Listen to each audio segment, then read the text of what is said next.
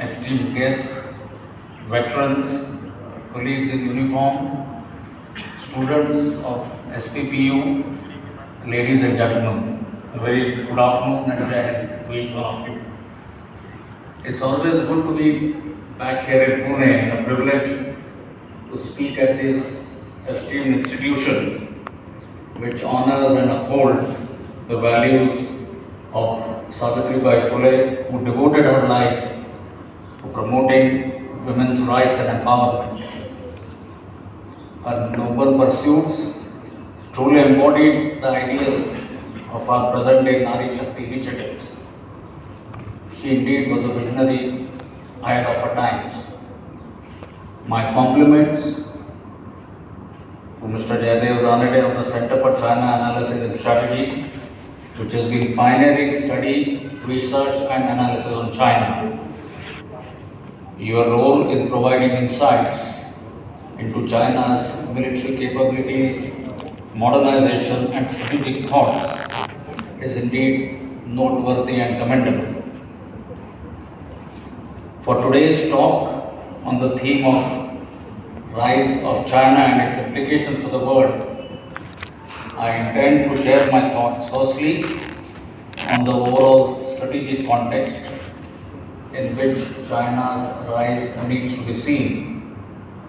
Secondly, I'll focus on China's rise per se, followed by implications of China's rise on a regional and operational environment, and finally, how are we addressing this challenge. So let me begin with the overall strategic context. In today's world, geoeconomics continues as the lead driver of geopolitical shifts. Complex global relationships are taking shape, driven by an interplay of interests, concerns, and aspirations. The resultant power plays range from cooperation to competition and containment to confrontational strategies. Consequently, strategic linkages are being redrawn as interest-based alliances. Traditional partnerships are under stress due to cost, duration, and the level of support. The bottom line in all these parlays reflect the primacy of one's national interests. The ongoing Russia-Ukraine conflict has only added to the turbulence in the landscape, with many aspects emerging profoundly in the geopolitical security calculus. The relevance of hard power has been reaffirmed, along with the primacy of land in determining victory markers and the imperative to be prepared for the long haul. But for the nuclear domain, the saber rattling for which did figure for some time, the war has spanned the entire spectrum of conflict, with grey zone aggression factored in as an increasingly preferred strategy of conflict prosecution. This conflict, in fact, has been a watershed for technology, which has emerged as the new strategic arena of geopolitical competition. Concurrent developments in disruptive and dual-use technologies like quantum computing, artificial intelligence, nanotechnology, 3D printing, robotic exoskeleton, along with the progression in kinetic instruments like hypersonic weapons, high-power lasers, swarm drones, autonomous systems, manned, unmanned teams, etc., are making the battle space more complex, contested, and lethal. South Asia is one of the least economically integrated entities in the world, resulting in security and economic imbalances in the region. We may visualize our immediate strategic neighborhood as an arc of uncertainty, unresolved border disputes, both territorial as well as maritime, illegal cross-border migration, transnational crimes, non-traditional threats such as illegal and unregulated fishing, piracy and increasing religious fundamentalism, coupled with regional vulnerability to climate change-induced disasters, are going to keep the South Asian region in a flux. These manifestations certainly have an impact on our national security. It is amidst this background that China's rise continues. It is driven by its regional and global aspirations, as also impacted by dynamics. Let me briefly dwell on the relevant markers of the rise of China. China's rise as a political, technological, and military power has accorded it a new hierarchical position in the world order which it intends to lead. China's strides as a political powerhouse are evident in its pursuits for a much larger and higher seat on the high table. Brokering of peace talks between Saudi Arabia and Iran and putting forth the Chinese 12-point peace plan for ending the ongoing Russia-Ukraine conflict is reflective of a Chinese urgency to replace US as the global net security provider. It is also attempting to gain clout in international organizations which were traditionally dominated by Western nations.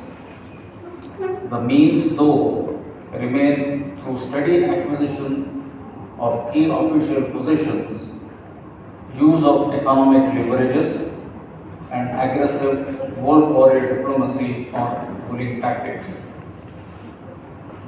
China advocates its political system as a democracy that works, distant from Western practices of democracy. It defines this as social democracy.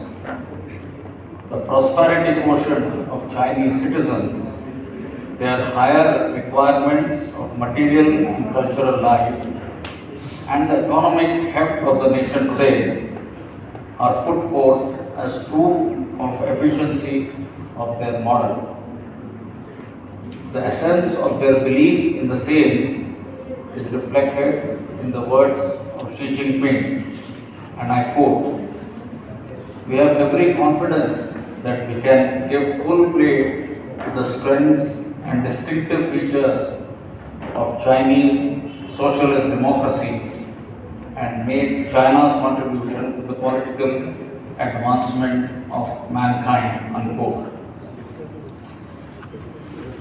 Its multi-pronged strategy entails, on the one hand, support to international institutions and agreements that seem aligned to its goals and norms, yet on issues of divergence such as human rights, it seeks to undermine such values and create alternative institutions and models.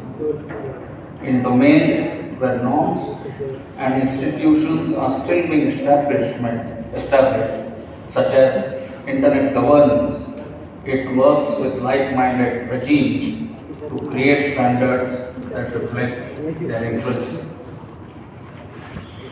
The era wherein Deng Xiaoping propounded hide your strength and bide your time is indeed over. In fact, the work report presented by Xi Jinping at the 20th Party Congress in October last year is a first-hand account of China's approach on everything from economic policy to diplomacy in pursuit of the great rejuvenation of the Chinese nation. A key takeaway was China's willingness to use force to incorporate Taiwan into the People's Republic which was unambiguously articulated in the document as, and I quote, "We will never promise to renounce the use of force and we reserve the option of taking all measures necessary," unquote. In effect, all its actions on the global geopolitical canvas reflect a Sino-centrist worldview of it being the Middle Kingdom and therefore rightly deserves to be seen as the cultural, political and economic center of the world. China's growth in the economic domain is unprecedented.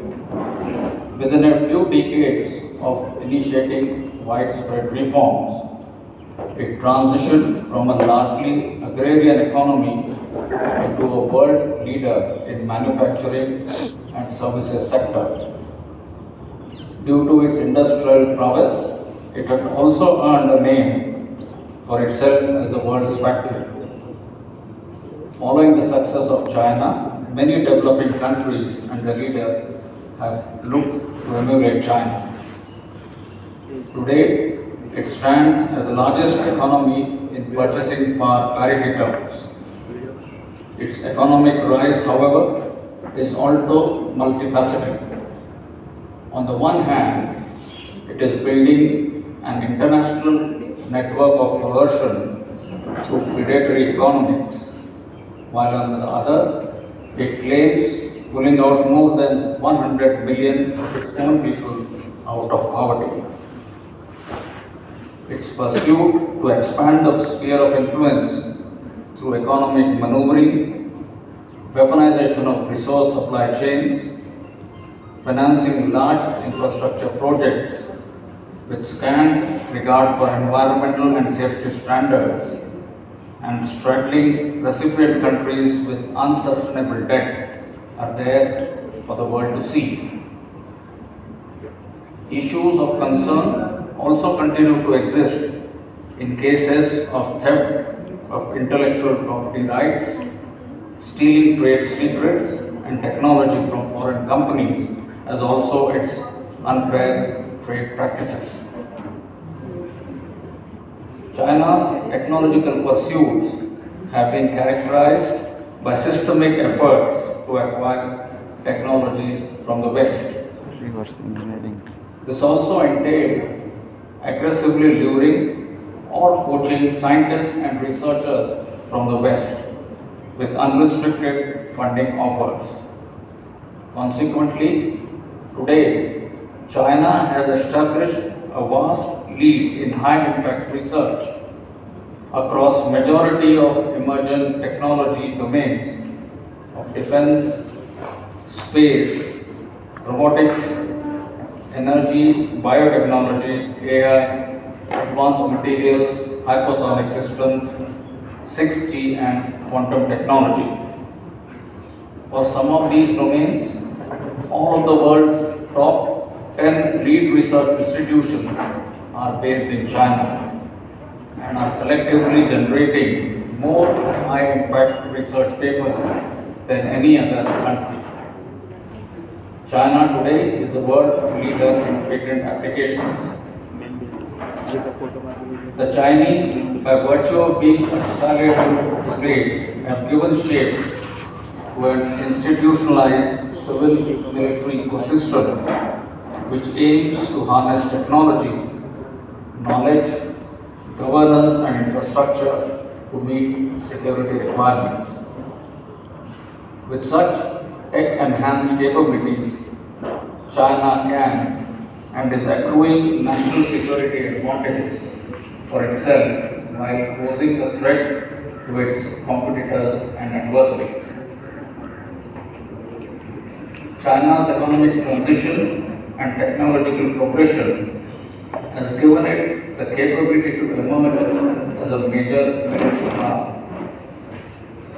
Concurrent to its military rise, its strategic doctrines too have seen various shades, from a war zone concept of fighting a limited war under high-tech conditions to the three warfares approach entailing public opinion, psychological warfare and legal warfare, and of late took that of an unrestricted warfare with conventional capacities being available to effect massive destruction of an adversary. The continued focus on technology and specifically AI into its military warfighting systems and doctrines is evident from the 19th Party Congress report. It urged PLA to accelerate the development of military intelligentization, entailing not only integrating AI into existing warfighting functions, but to use it to shape a new cognitive domain and revolutionize their approach to warfighting. This was also reflected in its 2019 Defense White Paper, which propagated fighting and winning intelligentized wars. In the response context, it is also prudent to recognize China's grey zone actions, which involve kinetic and non-kinetic forms of assertiveness and coercion aimed at achieving strategic goals without provoking a conflict. Selective historical referencing, intelligent obfuscation of reality using legal framework, and exploiting technological prowess in cyber and information operations are some of the common tools in the Chinese playbook.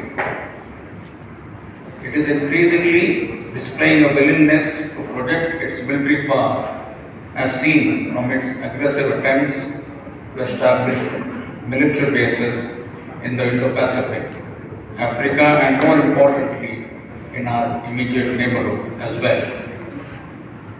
The rapid expansion of PLA Navy is reflective of its extra-regional power projection intentions. The proliferation of its military weapons, equipment, and technology is enhancing military capabilities of a number of states, some in South Asia too, which is of concern.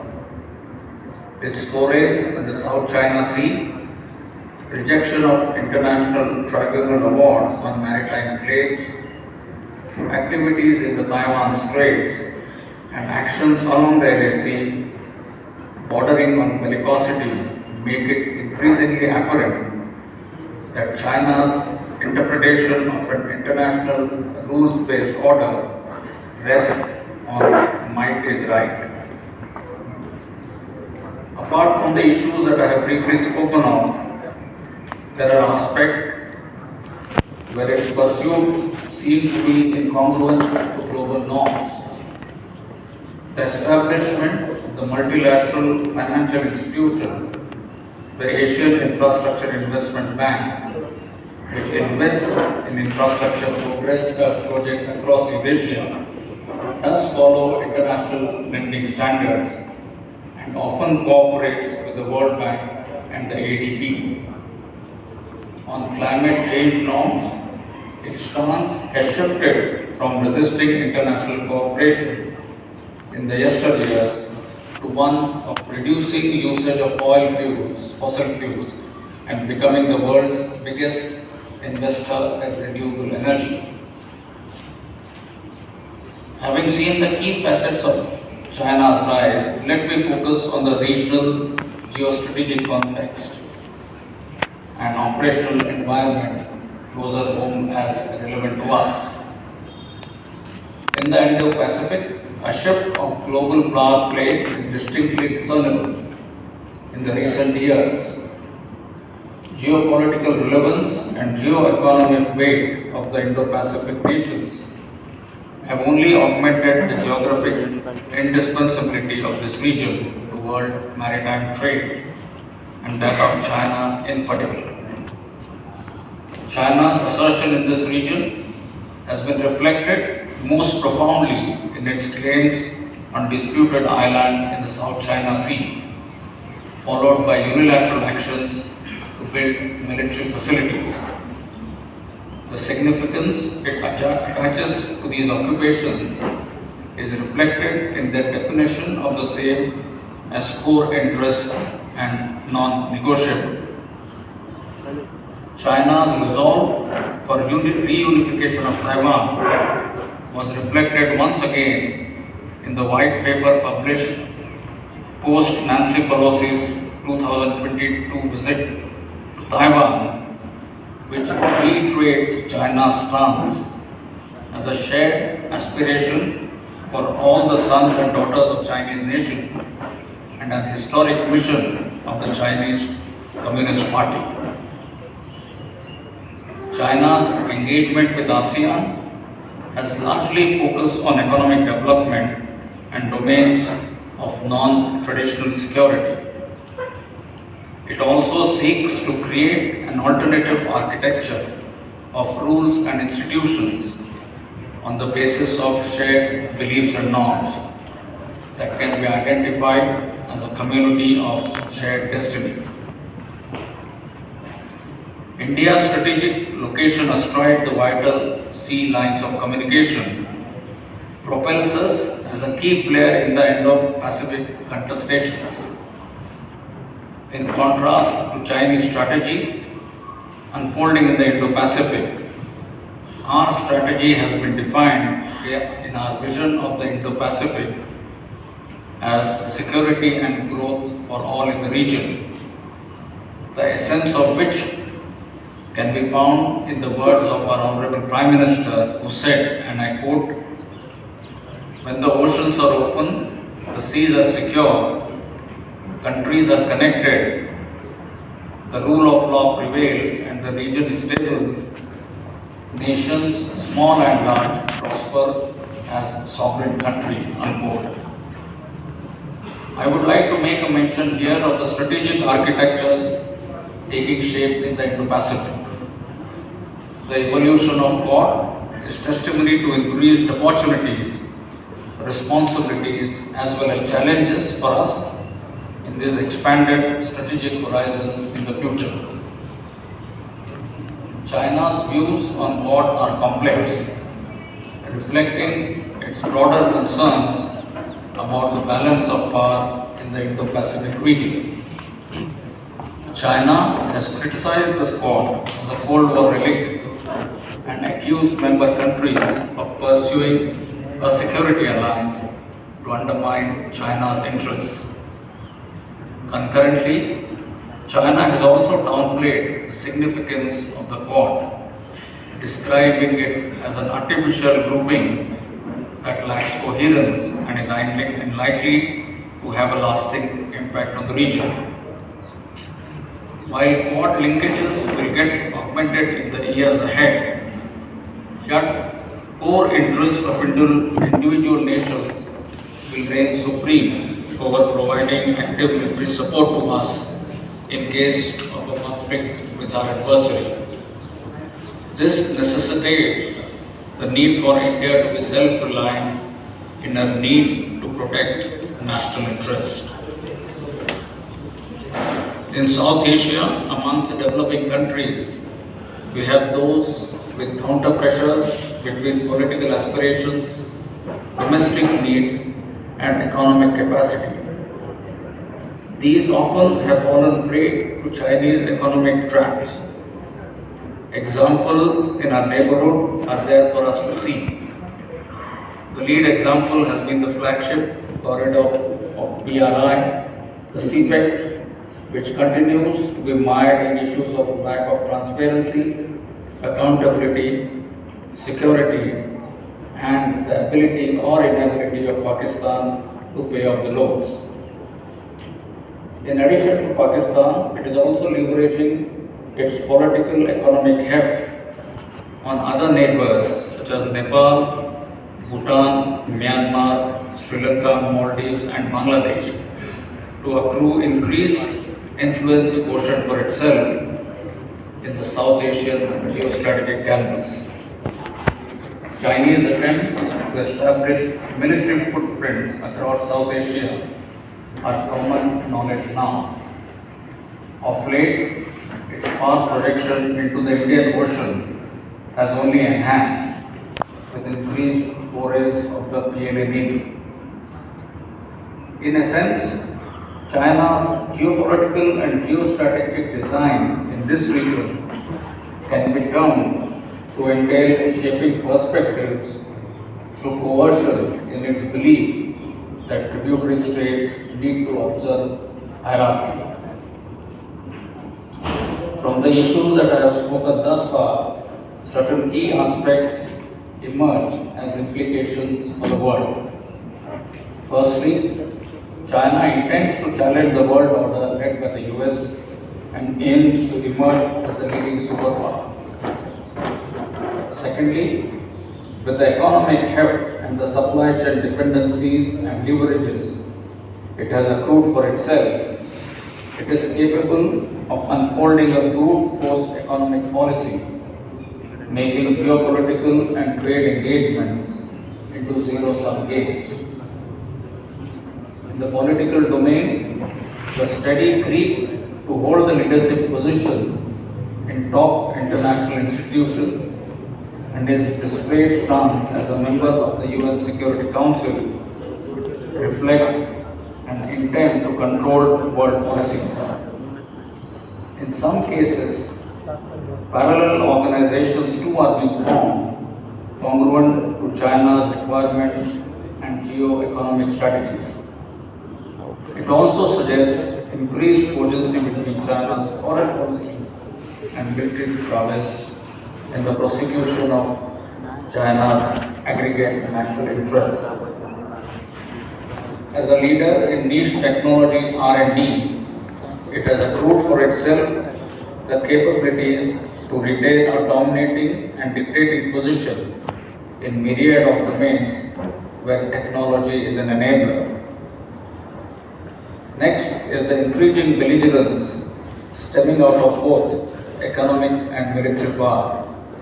Increasingly, evident attempts by China and propensity to project power outside its region portends a threat to the rules-based international order. Leveraging of its military power to settle disputes, regain territories to which it stakes claim, and establish new footprints to safeguard its interests has serious implications in the global security canvas. Last but not the least, with the comprehensive national power it has secured for itself, it is certainly in a position to establish strategic partnerships, dictate regional geopolitical developments, shape major world event outcomes by weaponization of instruments, linkages, dependencies, and conditional support. I wish to spend some time in talking of the current operational environment and the situation. I think the most important aspect of our operational environment remains our legacy challenges of unsettled and disputed borders. Pockets of disputes and contested claims to territory continue to exist due to differing perceptions of the alignment of the line of actual control. Transgressions remain a potential trigger for escalation. Border management hence requires close monitoring, as infirmities in border management can lead to wider conflict. As you all know, we have 4 agreements and protocols of 1993, 96, 2005 and 2013 in the military domain to maintain peace and tranquility on the LSE. Of concern remains the violation of these by China with their attempt to carry out transgressions across the LSE. The boundary issue cannot be divorced from bilateral relations, and this is amply reflected in the statement by our External Affairs Minister, Dr. Jaishankar, who said, and I quote, "For ties to return to a positive trajectory and remain sustainable, they must be based on 3 mutual sensitivity, mutual respect, and mutual interest. and I reiterate that the state of order will determine the state of the relationship, unquote.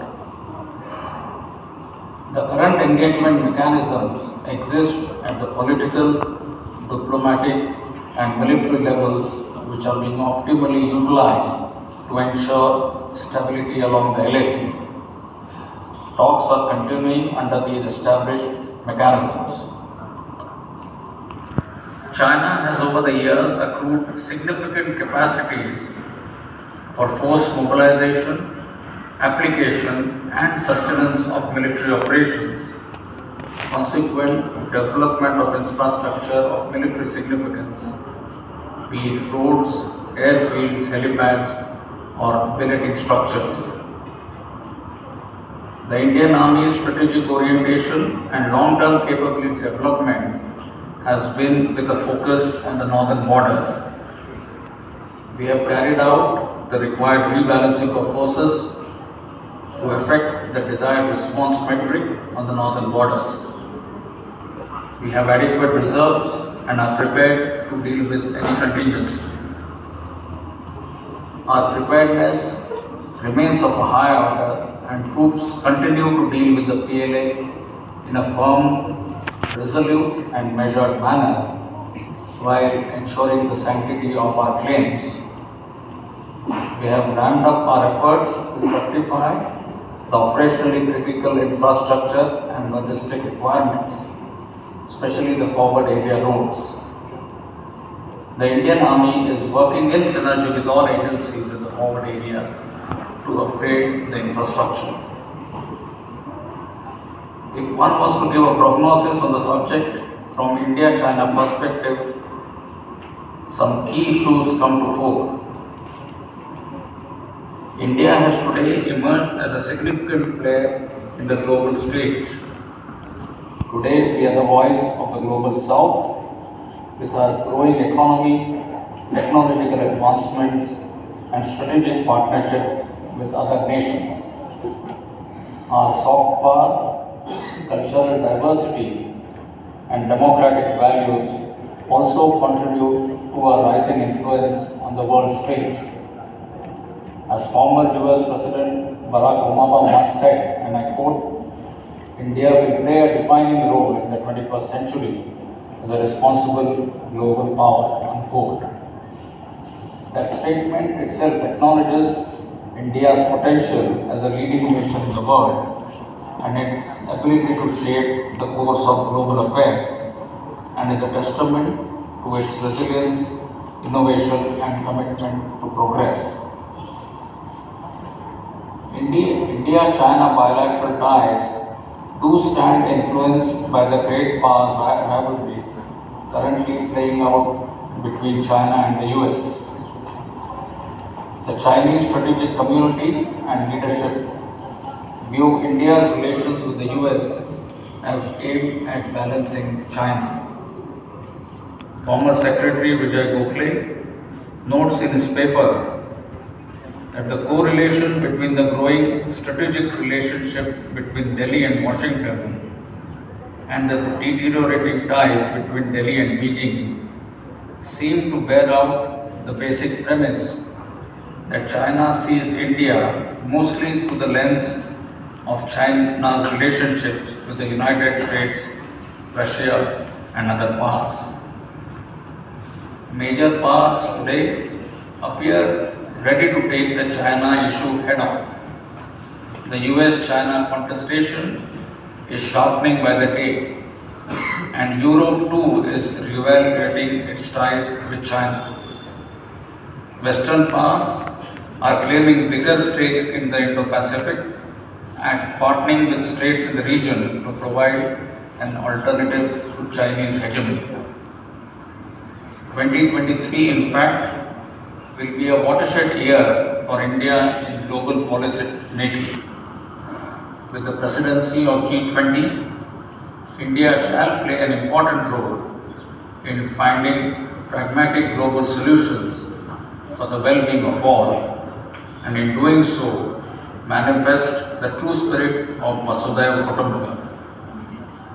The SCO presidency provides us an opportunity to further strengthen our ties with Russia and other Central Asian republics to accrue the required counterbalances in the security campus. The relations between the two countries essentially need to hinge on the principle of mutuality. To ensure peace along the LAC, adherence to existing protocols and agreements are a sine qua non. LAC needs to be respected and disputes should be resolved through established mechanisms and not through unilateral application of force by troops on ground to alter the status quo. Maintaining peace and tranquility on the borders forms the key basis of development of relations in other fields. The situation along the LAC needs to return to normal and status quo must be restored before the bilateral relations can move forward. Both sides need to be sensitive to the aspirations and interests of the other side as the second and the fifth largest economies of the world. As we seek to narrow our divergences and manage our differences, understanding the long-term perspective is extremely essential. If one were to dwell specifically on China's rise and predictions that it would soon affect a unipolar world, I would like to quote again from our External Affairs Minister who said, and I quote, "The rise of China, the share of China in global economy, in global technology, in global influence, these are undeniable factors. But the fact is that in this decade, you are clearly going to see many more powers who will have more influence on global debates and global outcomes than they did before. Some of them would be sufficiently separated from the rest of the herd to be seen as a whole, and therefore you will have multipolarity." Speaking specifically about the Indian Army, I would like to highlight the steps taken by us to address this challenge or the imperatives in light of the security implications I have covered in my talk earlier. We intend to enhance our operational preparedness and increase efficiency in functional and administrative domains towards becoming a more modern, agile, adaptive and technology-enabled future-ready force. Our roadmap to achieve this entails undertaking transformations that stands on the edifice of 5 pillars, first of which is force optimization and restructuring, second is modernization and technology infusion, third is modifying, refining, improving our systems, processes and functions, fourth is the human resource management, and the fifth is improving jointness, integration among the 3 services.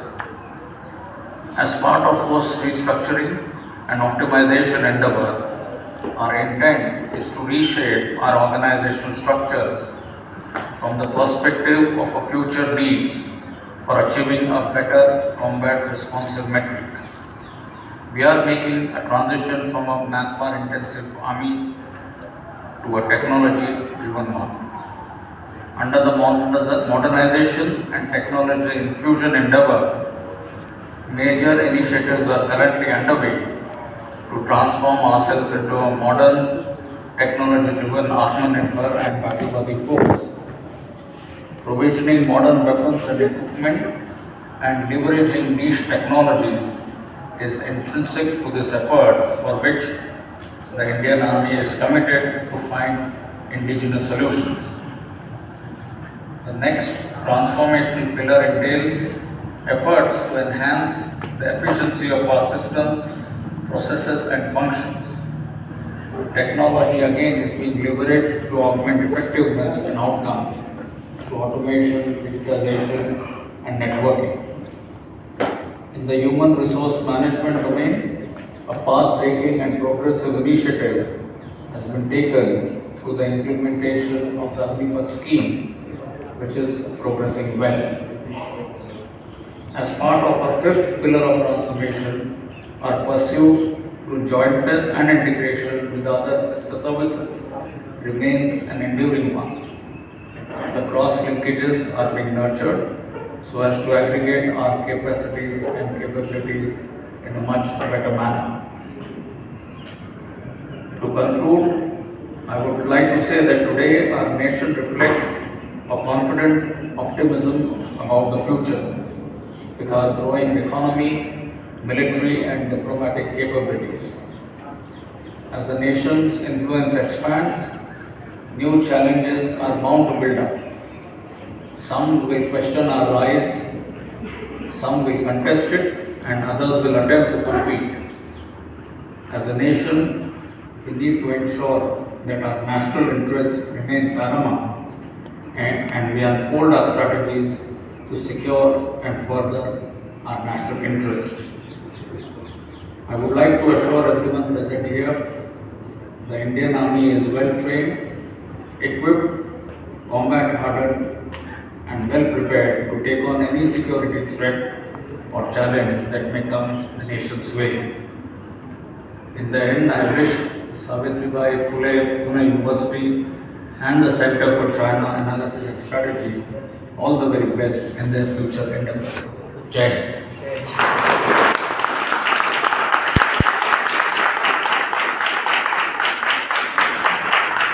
Thank you, sir. I would like to request